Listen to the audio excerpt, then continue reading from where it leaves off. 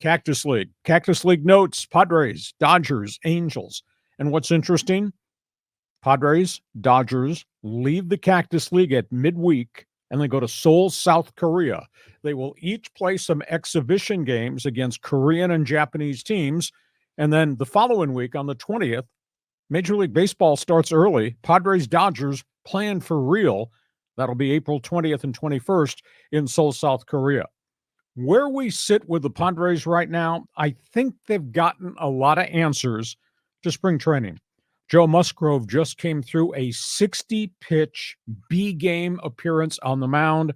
There have been no physical setbacks. He had the two really rocky outings in the Cactus League when he didn't get out of the first inning of either. Since then, he's thrown two back lot games, B games, and has pitched pretty well. In addition, Yuki Matsui has now thrown twice since he had the back spasms. No setback there. I would think maybe he gets a chance to throw hot batting practice this week. When they go to South Korea, the exhibition games, I would assume both Matsui and Woo-Suk Go are going to be able to pitch in those exhibition games. Adrian Morion has not given up a run this spring. Nice. And I think, John, he's just about vaulted himself right into the mix as an insurance policy guy. Michael King continues to ramp up. The New York Yankee pitcher has really solidified his slot there. And, of course, they leave. They're going to go play the Dodgers. And here's the unique facet to the schedule.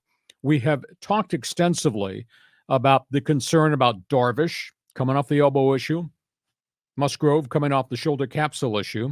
Well, nobody's going to ask those guys to go 6 or 7 innings the first series against the Dodgers. But the unique aspect of this whole structure, it's almost as if all hands on deck for the first 2 regular season games against the Dodgers, which means kind of a semi-bullpen day. Mm-hmm. So they asked Darvish and Musgrove to go 2 or 3 or 4, whatever, and then everybody else jumps in. Why? Because when they come back, they have 8 more days of spring training games, 8 more days to rest the arms that pitched against the Dodgers in Seoul, South Korea, and then ramp it up, get it scheduled for when the rest of the season kicks into gear. So it's kind of unique. Early start to the season, you'd be scared about that.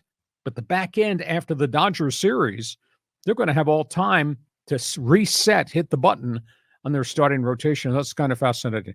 So, Cactus League, give me your quick response to the Padres situation. Well, that works out really well, doesn't it, Lee? I mean, you could, essentially have Darvish. Lee, is he going to be the opening day starter? We believe so. Either he or Musgrove. I'm not sure that that's been finalized, but that'll be finalized once they get to Seoul, South Korea. But then they can reset the starting rotation. So 8 days later, it can be, Musgrove and Darvish again, right? Yep. And then we don't have to throw some of those young kids into the fire quite yet. I love the news on Adrian Morejon. I mean, it would be great to get some value back from that guy. He's a legit starter. He's a lefty too, which they could really use. So that's where we are with Padre baseball. I think in the big picture, even though it's a sub 500 record in the Cactus League, they've gotten answers. Now, have they sorted out what's gone on in center field? No, not yet. But nobody needs to make a final decision. Sidebar story to that, they will take 31 players to South Korea. Mm-hmm. They don't have to announce who's the 26 until the night before the first game against the Dodgers. So they'll take 31. They'll sort out extra pitching or extra outfielders or super bench guys, and then they'll name 26 for opening day. And then they'll come back and they can hit that button again 8 days later when the rest of the National League schedule kind of kicks into gear. So that's the latest on the Padres. Cactus League update, Camelback Ranch Dodgers. I don't know if I should be concerned. I don't know if you should be concerned. Maybe an LA Dodger fan might be concerned. This late into spring training, the Dodgers have moved Mookie Betts to shortstop. Oh, wow. He has not played shortstop ever in professional baseball. Last time he played, he was in high school. This is because Gavin Lux has developed a case of the yips. Uh-oh. He can't throw to first base without bouncing it. All of a sudden, his mechanics are flawed. This is a shocker because this was a kid who progressed through the minor leagues, played a lot of different positions. Initially came up as a second baseman. He hit. They put him at shortstop. Then he got hurt. This is really weird. Now, they're flip-flop. Mookie Betts is going to shortstop. And Dave Roberts said, This is not just a trial. This is for indefinite period going forward. Lux has been moved to second base, but if he's got the yips at short, is he going to have the yips at second? Might he be going back to the minor leagues? There's something not right, because I watched one game. He bounced 4 throws to Freddie Freeman. From second? No, from short. From short. Okay. He was off the mark. I mean, way off the mark. I mean, there's something not correct right now, and to me, it might be this. Oh, for sure. I don't think it's this. No. And the minute I saw it, I said, "Holy cow!" Do you know who Steve Blass was? Pittsburgh Pirate pitcher. Yeah, Pittsburgh Pirates, yeah. Really good pitcher in the 70s. He got the yips, and it was the end of his career. He couldn't throw strikes. Right. He's one of the voices of the Pirates on TV right now. He's had a nice career. But that came out of nowhere. And all of a sudden, his career was over.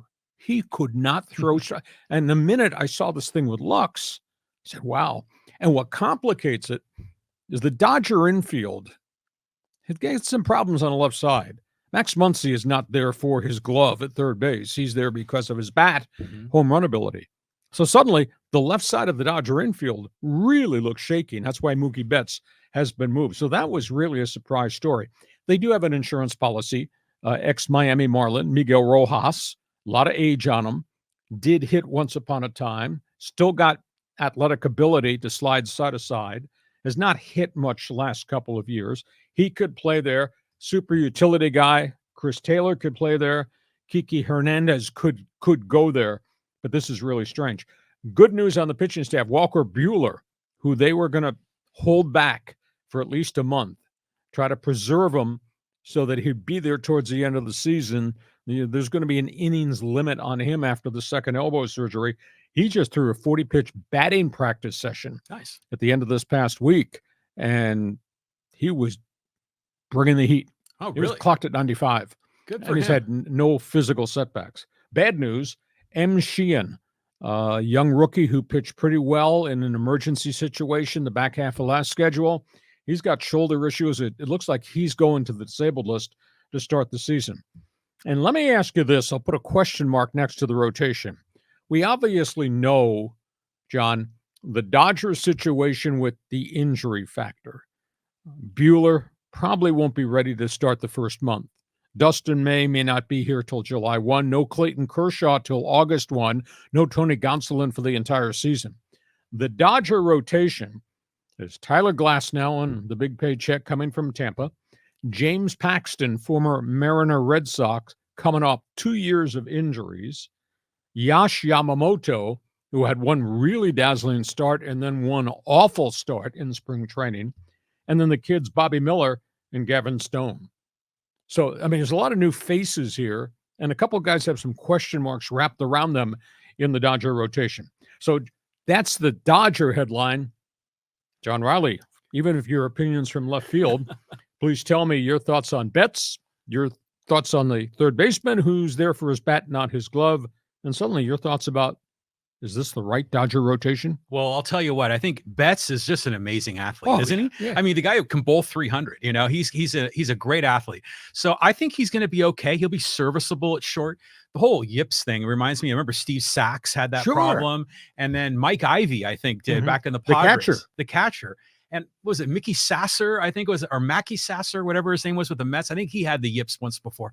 But you figure Gavin Lux is coming off that injury, and he's trying to be the heir apparent there for shortstop. And maybe, again, it's mental, right? It's all that weight on their shoulders, so, but going around the horn there.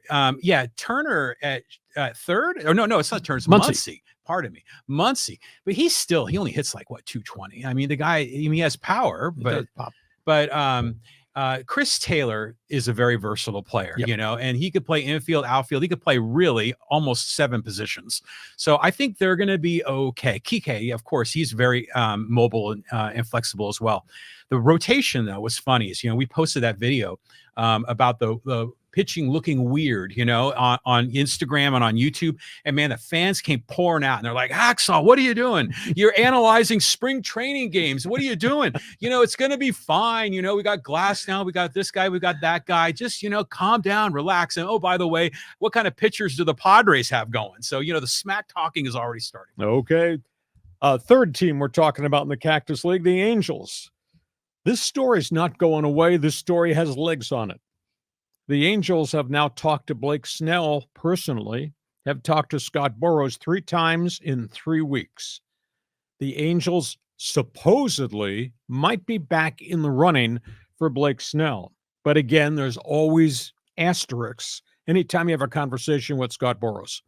The price tag on the Angels is they're offering, I was told, 3 years, $90 million total. $30 million, which is the average salary that would put Blake Snell in the upper echelon of Major League Baseball. But Scott Boras always responds, you make me an offer, you're going to negotiate against yourself, John Riley. Right. So Scott Boras says, opt-outs. I want opt-outs. Wait a minute. The Angels are giving you $30 million per year, and by virtue of signing him, if they were to sign him, they have to forfeit the 2nd and 5th round draft picks they own because the Padres gave him a qualifying offer. Yeah. Any team that signs Blake Snell's got to give up a 2 and a 5. Now, the Angels don't have luxury tax problems, so they could afford $30 million. But the Angels' response to Scott Boras is, I'm going to pay him $30 million in the first year, and he could walk the 2nd and 3rd year, and I lose my draft picks. Yeah. That's not a good business decision. So there's these negotiations that are going on. I still think they desperately need a frontline guy at the edge of that rotation to complement everybody else. I mean, if I told you the Angels are going to go to opening day with Reed Detmers as a number 1, Griff Canning as a number 2, Patrick Sandoval as a number 3. Granted, they got a whole bunch of rental 1-year guys in the bullpen that might be okay. Is that enough pitching? Or with Snell at the front end of that rotation, working with Detmers and with Canning and with Sandoval, it'd sure make them a much better team on the mound. And then, of course, Trevor Bauer is still out there in the solar system. I don't know if you heard this story. Bauer this weekend is pitching in Arizona. Bauer is part of a traveling Japanese team of former Japanese guys or free agent guys who are trying to earn a minor league contract. He is pitching at Camelback Ranch for this, quote, backlot Japanese touring team. He still wants to pitch in Major League Baseball. So you got Trevor Bauer's out there. Obviously, at the front is Blake Snell. So give me your assessment of Halo baseball. Well, the starters you just named, those top 3 guys, I'm like, who? That is a non-serious starting rotation. I won't say it's the worst rotation in baseball only because the Oakland Athletics are in the American League West. Yeah. But that being said, these guys have been competitive, but there's no star there. No. Detmers is a former number 1 pick who's pitched pretty well. I think his ERA was in the mid-3s, which is good. Sandoval is a left-hander who's evolved. Canning came off surgery, I think, 2 years ago. Very credible last year. I think his ERA was 3.47. But there's no frontline ace there. They are just, because the Lord says you have to have 13 pitchers. These guys are in their rotation, but none of them would get a Cy Young Award consideration from the Lord. Oh yeah, not a chance. And then on top of it, the Angels, it's not like they have this really deep resources in their minor league system. Not yet. So they can't really afford to give away draft picks. But in the end, it's the right move for them. I mean, from a marketing standpoint, just to show that there's a commitment to winning, even if it's only half-assed. So hopefully Blake Snell gets his opportunity. He's got to be like the man that's like, the bird in the hand is worth more than 2 in the bush. So take the money, and then in a year or 2, then hopefully you'll be able to negotiate something new. Yeah, we're 10 days before the end of spring training, and he's not in anybody's camp. That means he's not opening day ready to pitch. Throwing on a backfield at a high school stadium in Seattle where he lives is not the same as doing intense bullpens and everything else. When you're in the course of negotiations, I offered you 3 years, 90. Typical Scott Boras. Yeah. You came back and said 3 years, 90, opt out after the 1st and 2nd. I shook my head. I might offer you a counter 3 years, 90, opt out only after the 2nd year. Then you come back and you say, no, it's got to be opt out after the 1st and 2nd year. I come back and said 3 years, 90, opt out after the 2nd year. You win the Cy Young Award. I'll give you another $2 million any year you're on my rotation. That's how the negotiations work. But you're always negotiating against yourself when you're dealing with the super agent. But I think there's ways to creatively do it.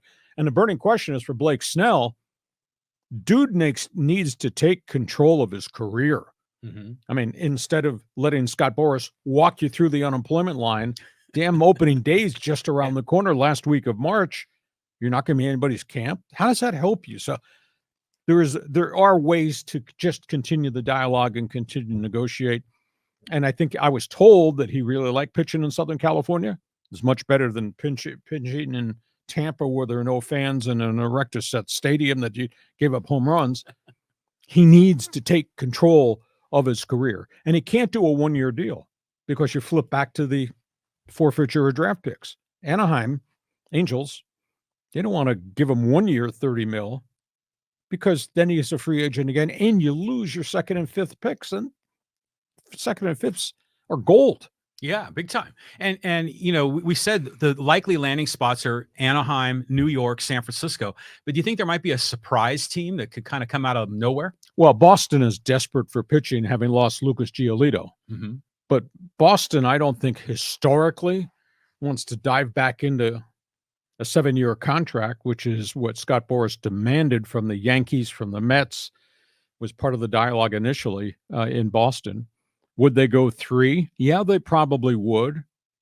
But I'm not giving up draft picks. And I'm in their case, because they had been over the luxury tax. Now you got draft picks, and now you got to pay a tax on the $30 million. Right. It just really becomes complicated. But they desperately need a pitcher. The agent is telling everybody, we got 4 offers. Yeah. Well, you haven't delivered your client to a team yet. So that's where we are in Major League Baseball. By the time we get to the end of the week next Thursday on our next podcast, maybe we'll have a little bit of clarity.